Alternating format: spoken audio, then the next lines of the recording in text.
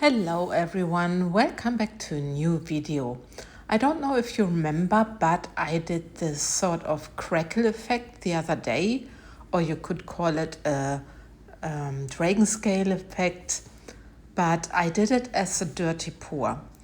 And I was not 100% happy with the shadings of the colors because I hoped that the colors would appear a little bit more.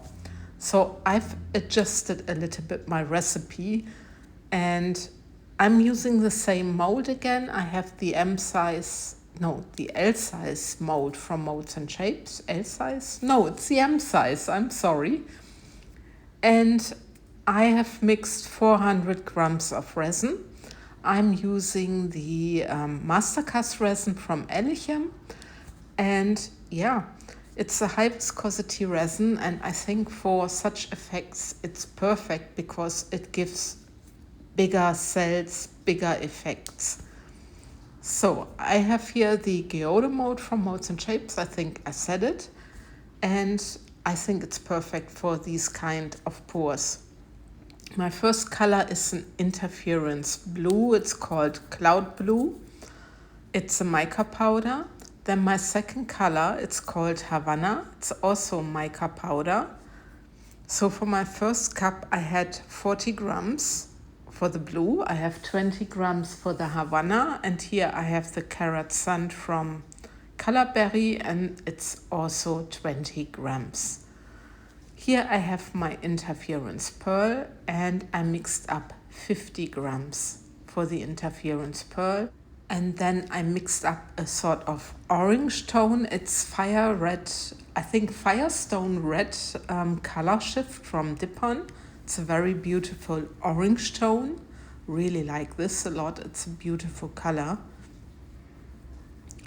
And as the last color, I have here the Carrot Sand. And for those both cups, I also used, 15 grams. So I'm starting now with my dirty pour very soon, but first I need to put clear resin into my mold. So like I said, it's the Mastercast resin, and I'm making sure that the bottom of the mold is covered. So there's a thin layer of the clear resin. In total, I mixed up 400 grams, just about 400. It's 410 maybe, because I always like to have a little bit extra. And yeah, I need to make sure that I get rid of the bubbles which are trapped at the sides, and then I really can start pouring. So when I'm doing the voiceovers, I just sometimes forget that I did something, and when you are just watching your video, then, oh, you did something different. Yeah, sometimes it is as it is, but I hope you have mercy with me. Anyway, so I can soon start pouring. I just grab, hopefully very soon, my cup, but I think I still saw some things at the edges. Sometimes there are the bubbles trapped, especially when you have a high viscosity resin, even though it was warm that day, and I didn't have so much bubbles with the Mastercast resin. So I'm starting now layering my colors. You see I put, I think, 2/3 of my blue. The same I'm doing with the Carrot Sand, and the same with the Havana, which is a beautiful brown tone. And then again, the Cloud Blue, you see it. And I'm just going on top of each other. And then again, the Havana. I just need to make sure that I used what's in my cup. There's not much left over in my cup. And then there is the Carrot Sand. I think those colors match very well with each other because I love blue and brownish tones, and I think this looks awesome. It's my personal preference. I really like it, even though my favorite color is red. but I don't pour so much with red, so I need to see that I make a pour also with red. So yeah, just stay tuned. I'm sure that will come. I'm pouring this now in a sort of spiral. You see it in a ring pour. So I'm hoping that I can get also some of the blue or a shade of blue on the other side. But look at this at the moment with the ring pour. It's also looking very good. I really like it. Very nice colors. So this is my first layer done. And now I'm taking the interference pearl. I just love the interference pearl. You can make so many beautiful effects and it always gives you such a beautiful shimmer.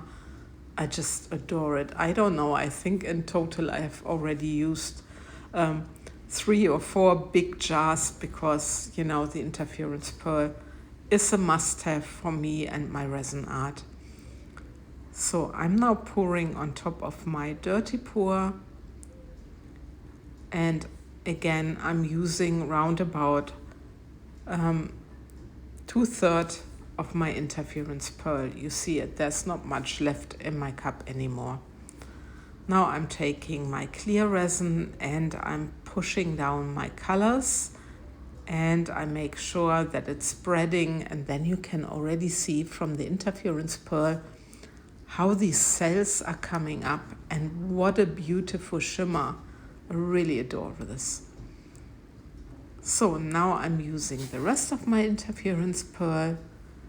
You see it's not too much left in there. Yeah, I'm just showing you. This is so awesome. It looks like a snowstorm, a really shiny snowstorm. And now I have my other 2 colors and I see that I'm also mixing them. I used now the cup where I before had also the carrot sand from my first layer. And yeah, I'm now doing exactly the same, just layering those 2 colors. I love to experiment. I mean, this is a common technique. I mean, people do this technique for years, but I've never poured it like in a dirty pour. And that's making it so interesting for me. So now you see that I'm doing the spiral again until my cup is empty, and then I can take my clear resin again and just push the colors out. But look at this color as well. So I'm really hoping for some nice shadings for different colors and not just only 2 colors. So I'm very hopeful, because if it works, I think you can make also an amazing cake stand or whatsoever, coasters, by doing the dirty pour for the crackle technique or the dragon scale technique. So there's now a hole in there, and this is the only thing where I think I should have maybe either used different stones, or I should have just left it as it is, because normally the center is closing and then it's not clear. But yeah, I have chosen for some brownish glass stones, so I'm working them in there. But personally, I think afterwards maybe I should have just left it. But sometimes, you know, you're pouring and then you think, yeah, I'm gonna do this because there's this hole. And well, anyway, you see that I'm working everything nicely in there, and then I can give it a quick torch again, and yeah, then I can let the resin do its magic. But look at these beautiful colors. At the moment my blue is gone. I still hope there's some blue on the other side, but I don't know. We need to wait and see, so fingers crossed for it. But I love it. I really love it. It's very beautiful. So now there's coming a time lapse, and you can see how the resin is moving What patterns, you know, I love these cells, you know, this little blobs coming up. It's so beautiful. I really like this. And you can see how the resin is moving.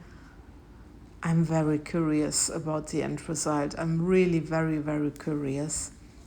But anyway, this is the next day, 24 hours later, and you can see on that side something happened. I don't know what, but it's looking very promising. So now let's have a look. And look at this.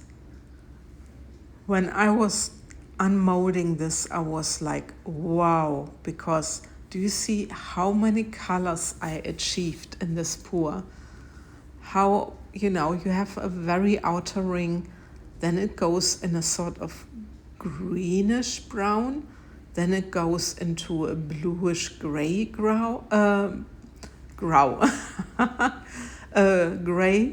and then, you know, you get all the other colors, and I think it's very beautiful.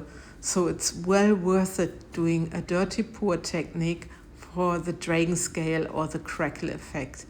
And this now is the final result outside, where you can see the real colors. And look at this. I'm really speechless still, because it's so beautiful. But anyway, I hope you liked it, and yeah, maybe we see each other for my next video. Take care, guys, and thank you for watching. Bye bye.